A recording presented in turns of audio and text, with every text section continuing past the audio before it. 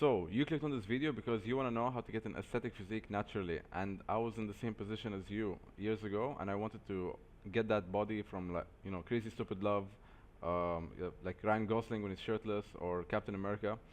And in this video, I'm going to show you how, so please don't skip any parts because some parts are very important. And yeah, let's get into it. How to get an aesthetic physique naturally. So, why should you listen to me? Well, this was me in August 2019. I was around 59 kilos at like 5'8", 5'9", and yeah, you can see like I didn't have any muscle. I was quite skinny, and I was very determined to actually gain muscle as fast as possible and get the body that I want, so I can feel confident and yeah, just confident. So this is me a year later on September 2020, and you can see I packed on some good amount of muscle, and I was very happy with where I was. And unfortunately, I got a small, I wouldn't say a small, I got an injury, and I took me out for a while, and then life happened, so like just everything was sidetracked. Then this was me 2 years later, where I got a bit fat, and I didn't like where I was, so I decided to change. And this is a 3-month difference, where I went from somewhat fat, a little bit. You can see some muscle here and there, but I wasn't the best in shape. And then this was me 3 months later. Clearly put on a bit more muscle and lost a lot of fat. And then this is honestly the one that is the biggest one to me, and this is the one that had the biggest visual difference. So I got fat again, because after this one, just again life happened. I got off track, and I decided to get back into it because I feel like I really let myself go, and my confidence was at an all-time low. So I also grew out my hair. So this is me on the left.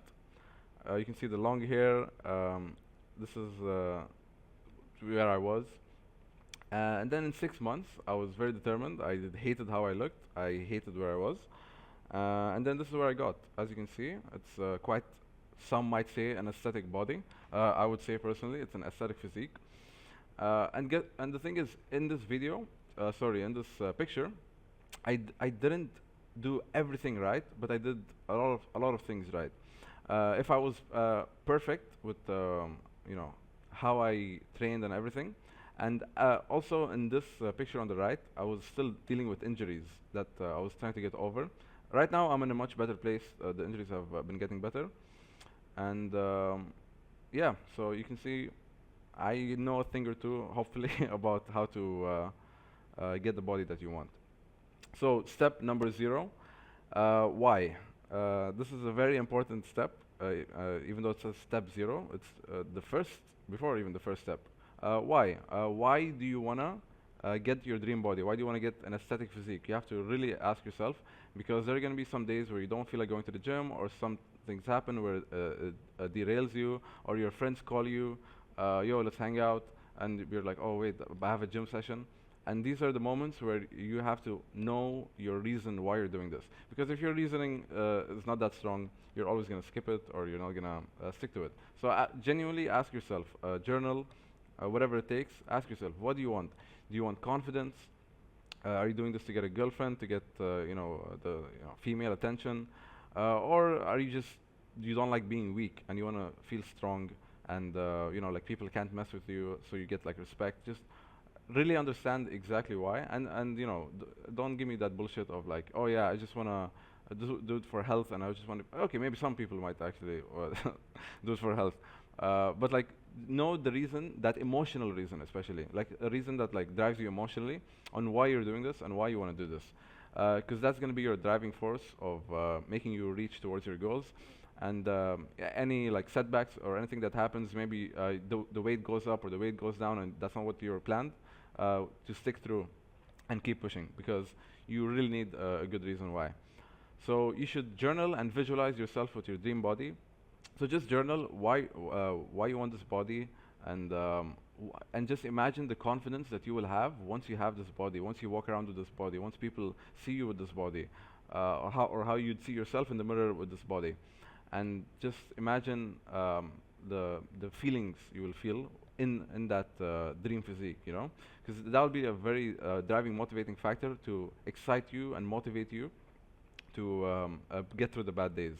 And honestly, I really think visualizing yourself with your dream body once in a while can be very good, because that doesn't mean you look at a picture of someone's body that you want to have, which can also help, but you genuinely like just imagine how your body would look like if it just looked this certain way with like with your head on it, you know. That way you can actually feel like, okay, if I have that, and if I walk around in that, and just imagine the confidence you'll feel, how much you know, just honestly just the confidence. Like the number one thing is the confidence you'll feel when you have like such a aesthetic physique, and a physique that looks very nice to look at, and you can be proud of, you know. So okay, here's step one, and this step is start small, and here's why. Okay, so you should always start small, especially if you haven't worked out in a while or you've never worked out. Because if you just get into like the best training program, it doesn't matter how good the training program is. If you don't stick to it, it doesn't even matter. Like if you stick to something that's very small, you can. What will happen is if you keep doing it every day, and I'm gonna say it here, you'll slowly solidify your identity that you work out. So if someone asks you, "Yo, bro, do you work out?" and if you don't work out, you're gonna say no. But if you do, let's say, one set of push-ups to failure every day, and you do that consistently. So if you do that for like a month, and people ask you, "Do you work out?" The answer will be like, "Oh yeah, kinda. Yeah, I do kinda work out." So it slowly becomes a part of your identity to work out. You have to make it a habit before you can build on it, and add like an hour gym session 6 days a week. That's not gonna be sustainable unless you're really really driven. And honestly, if you're really really driven, you're probably not even watching this video, um, or maybe you are, but you won't need this step to know uh, to to get there. You're gonna already be doing it. Okay, so my recommendation, and this is what I accidentally did by accident. I was I was doing this thing where I just wanted to test my discipline, and I just wanted to do one set of push-ups every day. And this was around the time I was still skinny. And then that happened to happen at the same time as when people started calling me skinny, and that really got to me. And then I decided, without me realizing, I was having this habit of doing push-ups. Then I decided to add to that. I'm like, okay, I'm gonna do one more set of lateral raises, and I'm gonna do one set of bicep curls. I'm gonna just add slowly, slowly add, because I luckily had dumbbells at home as well. So that helped me build something. And from there, I got more and more excited after seeing small, small changes, that I was like fully committed to like, okay, I'm gonna start going to the gym. And that made it so much easier to transition from nothing into instantly going to the gym and working out. Because when you have something that you've built at home, or either at home or even if you go to the gym, but you just do something small, like just the habit of doing something every day. And that way you will build that identity that you are a person that works out. So my thing was I do push-ups to failure every day, and I would also like just journal or like keep in mind how many reps I did last time, and see if I could beat it and get, yeah, and I say here, see it increase and get addicted to getting stronger. Because honestly, once you see yourself getting stronger by your reps going up, or the weight going up, it gets very addicting, and it's so fun seeing yourself slowly, slowly get stronger and stronger. So first week you're just gonna do it every day, and then you add a set.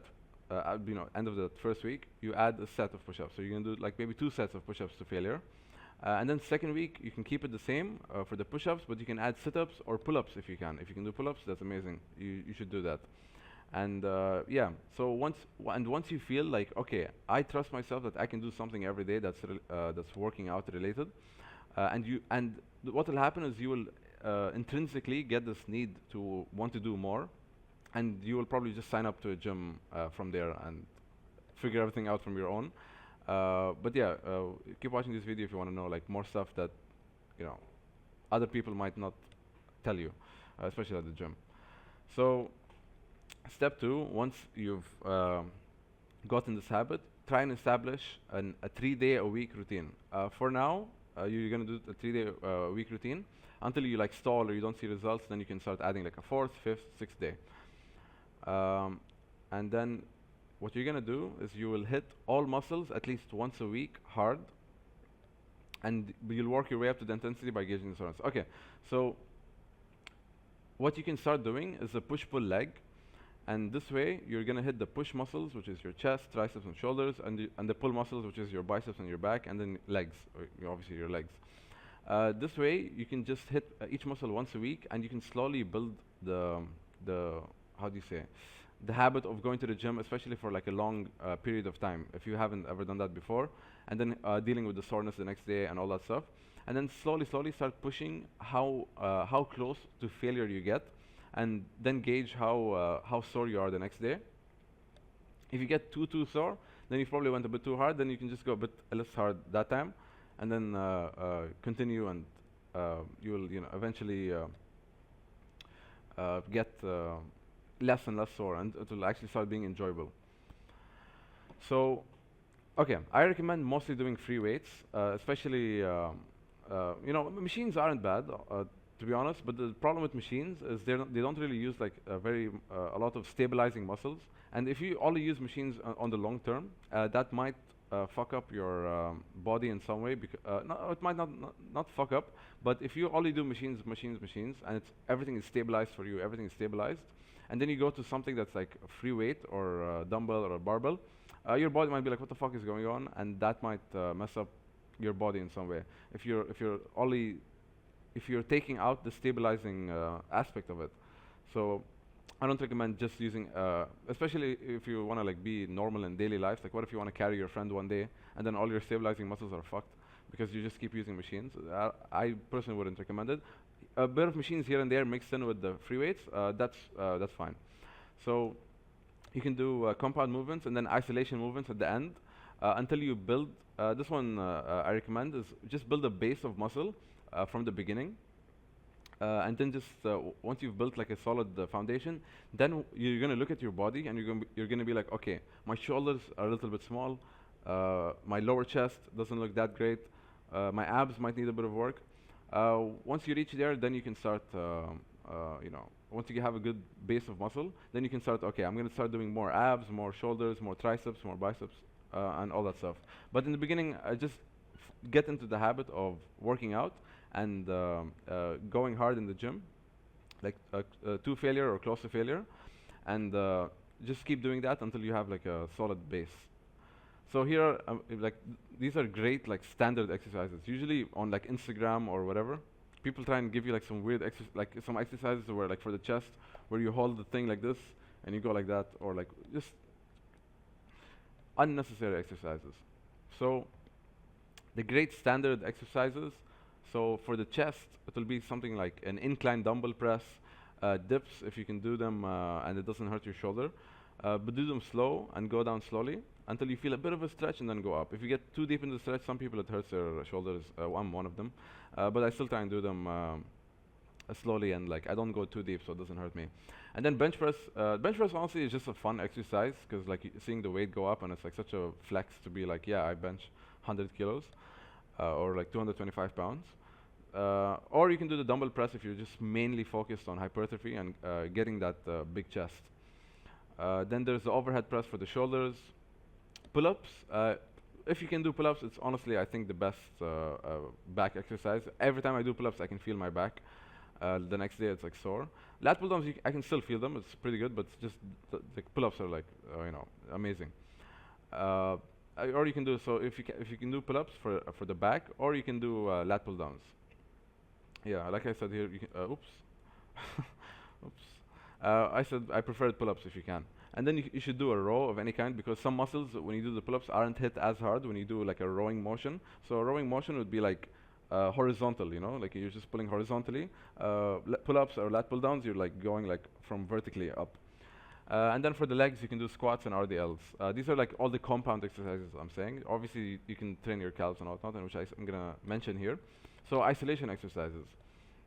Isolation exercises are very good if you have the extra energy and time to put into them, because Some muscles just don't get hit the same from doing normal compound exercises.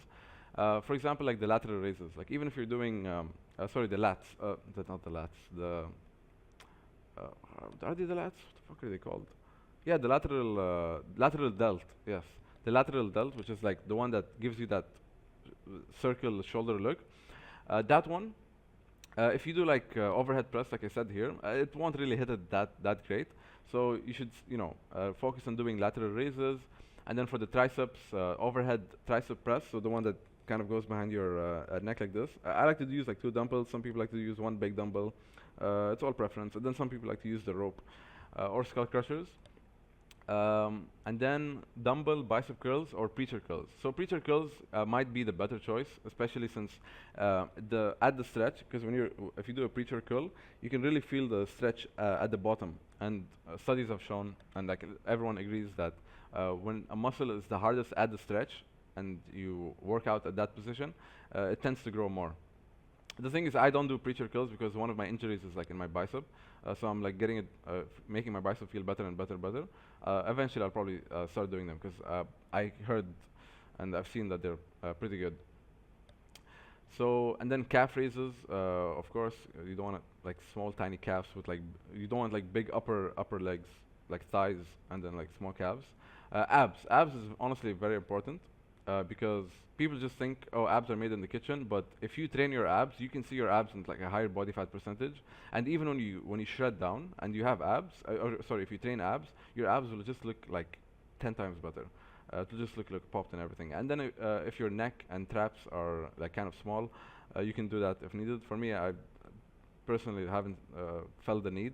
Maybe in the future if I change my mind. So, on safe to fail exercises, try to go 1 to 2 reps away from failure, except the last set. Last set, actually go to failure, if you can, safely, please. So, and then I just have to emphasize you actually have to test your failure, because some people they think they're going to failure, they think they're going hard, but a failure set kind of looks like there's no other way to put this, but like kind of like you're shitting yourself, so you're kind of like, like it's kind of funny, but yeah, just try and go to failure on not most sets, like at least the last set, but most sets try and go like close to failure, or where it like feels pretty difficult. But again, work your way up to this intensity. In the beginning, just feel it out. Just get the exercise for the sake of exercising and feeling good, and just getting into the flow, and then you can slowly ramp up the intensity as you get more and more experience. Especially with some lifts, they're very like unstable when you first start, and you don't know what the fuck you're doing. So just take your time, and it'll get better and easier. You should rest 1 to 3 minutes between sets. If your stamina is higher and the muscle doesn't feel sore, you can just start the next set. But I recommend at least like a minimum of a minute. And the reason why you should rest longer is because if you rest too little, it might be more endurance. And when you, let's say, fail at 10 reps and then you rest for 30 seconds, the next set you're probably going to do like 4 reps. And you're just not going to get the maximum potential of your muscles at that point. So just 1 to 3 minutes between sets, and that's going to like be the most beneficial from what I've experienced. You can do like lower rest times with like isolations, especially like if the burn is gone and it doesn't feel that sore at the moment, and your stamina is back. You can go again. But like more heavier compound lifts, I don't recommend going that little with the time with the rest. So you should train from 6 to 10 rep range, because if you train at a higher rep range, you're not going to get that much strength increases, which is can be the fun part for most people, and me included. And you build muscle like around the same. And the thing is, when you train at like a higher rep range, it's gonna feel more muscle burn, and for some people it's not that enjoyable. But like 6 to 10 rep range, it's more fun. You get to lift bigger weights, and and you'll get more strength increases. Your body will adapt more for strength, which is more fun. Some exercises differ, of course. Oops, I did it again. Control the weight on, yeah. So when you're, let's say, pushing a weight, uh, you should always be controlled. So, you know, you go up, like, or you can go up like quite quick, like you can go up, but then when you go down, control it all the way down. One, two, three, up. One, two, three. So, and you should always control the weight. Like if the weight is like going like fucking everywhere, that's you're probably doing something wrong. So just make sure the weight is more controlled, and your form is good. And talking about form, research each exercise's form, especially if some exercises are like giving you like weird discomforts or pains or something like that. You're probably doing the form wrong, or you should just switch out that exercise for like an alternative. And the most important part is progressive overload. This is why I told you to keep watching the video, because there are some parts that are like essential. So progressive overload. Progressive overload basically means each time you go to the gym, you increase either the reps that you're doing or the weight that you're doing. And in some cases, you can increase the sets that you're doing, like the volume. But if I go to the gym and I hit 60 kilo bench press for 6 reps, next week if I hit bench press again, I'm trying to hit 7 reps, and then the week after that I'm trying to hit 8 reps. Once I reach the 10th, once I reach the 10th, yeah, here. Once you hit 10 reps, so once I reach the 10th, like 10 reps on that weight, then I'm like, okay, this weight is getting too light, so I'm gonna add like a little bit of weight, and that will make the weight go down. Sorry, it will make the reps go down to like 6 reps again, because it's gonna be heavier. I can't do as many repetitions of it. So yeah, once you hit 10 reps, increase the weight until you go back to down to 6, then you repeat. Get stronger, smaller, and you get 10 reps again, then rinse and repeat. And for the love of God, this part is very important. Don't push through pain that doesn't feel normal at any cost. Stop and let it heal, or figure it out what's going on. Watch some videos on it, how to make it heal, how to get better. Just whatever you do, don't push through a discomfort or pain that doesn't feel normal. Like if it feels like a joint pain, especially, or like a pain that's like stinging or numbness or anything like that, stop and figure it out. Go to maybe like a doctor or something, because if you keep pushing through, you're gonna get fucked. Otherwise, you're fucked for months if you keep making it worse. Learn from me, please. Trust me. Okay. So now diet. This is yeah. So figure out where you are at. Are you skinny fat? Are you skinny? Are you just fat? Or maybe you're like somewhere in the middle. But if you're skinny, you should lean bulk. If you're skinny fat, you should stay at maintenance, get some muscle. Then you can lean bulk, or you can do a small cut. Get feel so you can see a difference in the mirror. You're more lean, and it looks better, and you feel better. And then from there you can slowly lean bulk, and that's usually like people like doing that because it's more fun. So I think you can do that as well. Okay, for fat, you should cut until you can see a little bit of abs, like especially the top abs. You're gonna see that first, and then you're gonna maintain, recuperate, start for like a month or two, and then you can go for a cut again and see how lean you can get, and you're probably gonna reach your physique that you want, because especially when you're fatter and you go on a cut, you can still gain a lot of muscle while going on a cut. It's not true that if you're cutting you can't gain muscle. You can still gain muscle, especially if you're a beginner. So calories in, calories out. You can either track every calorie. The thing is, the reason I recommend this is because you can kind of you can start to have an idea of like, okay, what type of food, like like what type of food gives like the most calories, and what type of food, like from like, cause some people they don't understand like how much calories some foods have, and they think like, let's say, okay, for example, I see this croissant, and I knew how many calories there was because I was bulking and I looked at it. But that, like, if before counting calories or looking at the calories or the packet, I would have thought, okay, maybe 200, 300 calories. That shit was like 500 calories for like one croissant that I could eat and like be hungry after 2 seconds. It was like, it's very important to just understand like how many calories things have, and some foods will make you feel more full than not. Some foods won't. Or you can intuitively eat, and you can just eventually like look at the scale and see if it's going down or up, and you can just keep removing, or adding. And beware of how much fat some foods have. Fat is like much easier to overeat. And high protein is king. So I recommend obviously eating a high protein diet. I think I say here. Oh no, I don't say it here, but you can eat like zero point 0.8 to 1 pound per 0.8 to 1 gram per pound of body weight.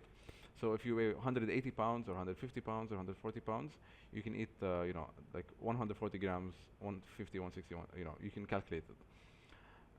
For bulking, try and gain, yeah, if you're bulking, just try and gain like a quarter of a kilo or around half a pound per week. And honestly, from my experience, I went even higher, and I've still saw good results. Where I went to like half a kilo to maybe even a kilo.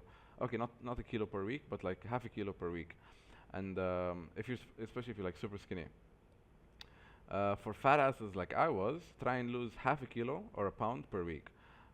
So if you want to lose like 4 kilos, that's gonna take you like 2 months, I think. Yeah, 2 months. It's gonna take you like 2 months. And slow and steady wins the race, in my opinion. For bulking, if you find it hard to gain weight, you can drink liquid calories. If you're trying to bulk and you're a guy and you're like find it like you just can't get those calories, and like no matter what you do, liquid calories is like the easiest way. For cutting, it's the opposite.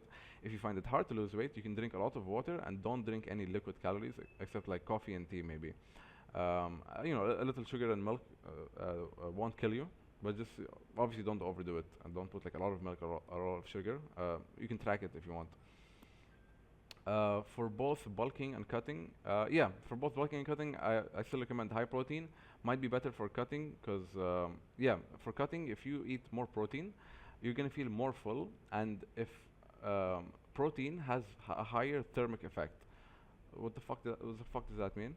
It means that for every 100, let's say 100 calories of protein you eat, for your body to process that, it takes energy to process that protein. So for every 100 calories you eat, you're actually only eating like 70 calories because it takes like 30 calories to burn itself or burn that protein or turn it into fat or energy to use. Yeah, there's a lot. Probably, obviously, there's a lot more, but that's basically it. The that's basically it.